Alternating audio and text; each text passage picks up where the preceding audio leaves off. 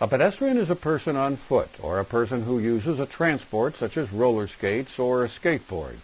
Basically any transport other than a bicycle. So this includes pedestrians with disabilities who may use a tricycle, a quadricycle, a scooter, or a wheelchair. Incredibly, 30% of Americans do not drive, and a large percentage of these are people with disabilities. Because most blind people don't drive, blind pedestrians represent a large percentage of the pedestrian population, as do children and many senior citizens. So think about this large number of pedestrians out there, 30% of the population.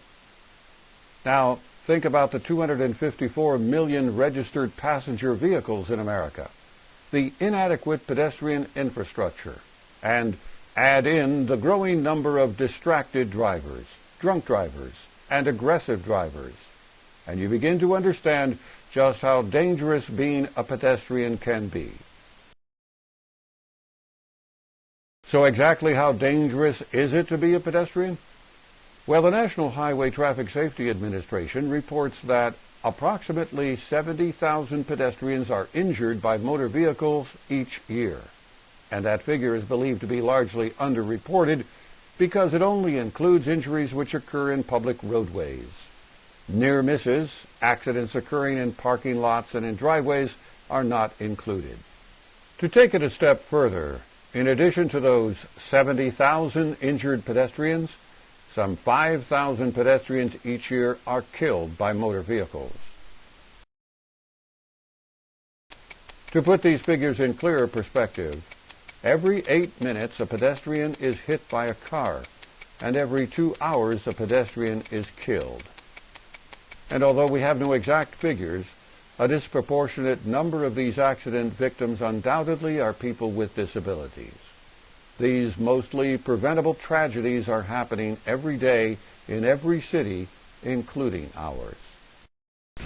Close your eyes for a moment now, and imagine, if you will, that you're walking around town, trying to cross a busy intersection to get to your job, or your house, a restaurant, maybe a coffee shop. You know you're at the right intersection because of your familiarity with the area, the sloping ramp, the sounds of the traffic. But how do you know when it's safe to cross? Your only tools are your ears and your cane. How do you know if the light is red or green? How do you know how far away that other sidewalk is? How do you know if that driver coming around the corner is speeding, or on his cell phone, or even if he sees you? How do you know if you can make it across, if you can't see the danger?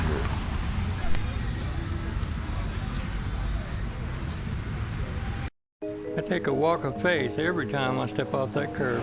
It's only 50 feet, but I tell you, it feels like 50 miles. I've had so many near misses, I've lost count.